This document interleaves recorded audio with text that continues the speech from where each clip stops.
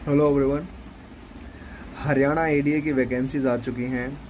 Registration भी शुरू हो गए हैं 13 अगस्त से। और इसका जो सिलेबस है, नोटिफिकेशन में जो सिलेबस दिया हुआ है वो इतना वाहियात सिलेबस है ना। मतलब ये लोग चाह रहे हैं कि सिर्फ मेंस में लॉ पूछा जाए, प्री में लॉ का कुछ आए ही ना। मतलब प्री वो लोग क्रैक करें जिसको लॉ आए ना आए, पर जिसको मैथ्स और रीजनिंग आती हो। लॉ नहीं आना चाहिए उसे। और फिर मेंस में वो बच्चे बैठे जिन्होंने प्री लेवल तक लॉ ही ना पढ़ा। ये अजीब है। मतलब प्री लेवल की तैयारी आप यूपीएससी एचसीएस वगैरह की करो, और मेंस की तैयारी आप लॉ की करो सिर्फ। उसमें और कुछ नहीं पूछना, यूपीएससी का ऐसे राइटिंग नहीं, कुछ नहीं। मतलब कुछ भी कनेक्शन वगैरह कुछ फिट नहीं बैठ रहा कहीं से भी। पता नहीं ये लोग क्या चाह रहे हैं। ऑलरेडी बहुत सारी वीडियोस बन चुकी हैं, रिट पिटीशन भी फाइल हो चुकी हैं इसके रिगार्डिंग हाई कोर्ट में।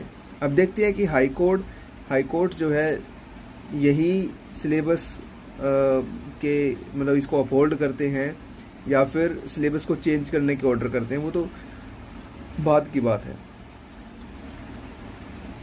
अब जो सोचने वाली बात है वो ये है कि हरियाणा सरकार आखिर चाह क्या रही है। जिसने ये सिलेबस बनाया वो क्या चाहता है। या तो भाई वो अपनी भड़ास निकाल रहा है कि बेटा मेरा यूपीएससी करने का मन था, मैं नहीं कर पाया, ठीक है लो। या फिर उसने यूपीएससी की हुई है, मैंने इतनी पढ़ाई की है तो कम से कम प्री लेवल पे तो तुम सब भी इतनी पढ़ाई करो, ठीक है। और मेंस में फिर प्री का कुछ भी नहीं, टोटली चेंज। मेंस का बिल्कुल अलग सिलेबस, ओनली लॉ, वो भी 150 नंबर का पेपर। 15 क्वेश्चन आएंगे 10-10 नंबर के, सिर्फ लॉ बेस्ड। एक ही पेपर होगा और मेंस में उसी में मतलब 12-13 जितने भी सब्जेक्ट्स हैं उनमें से एक ही पेपर बनेगा और उनमें से 15 क्वेश्चन। अब अंदाज़ा लगा सकते हैं कि क्या आ सकता है। पिछली बार वाला जो एग्ज़ाम था वो बहुत बढ़िया था। उसमें प्री में सारा लॉ था, थोड़ा बहुत हरियाणा जीके नहीं था पिछली बार, ओनली लॉ। और मेंस भी टोटली लॉ।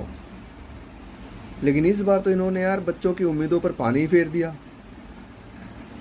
मुझे कमेंट सेक्शन में बताइए कि आपका इस बारे में क्या कहना है, और आगे सिलेबस चेंज हो सकता है या नहीं हो सकता है।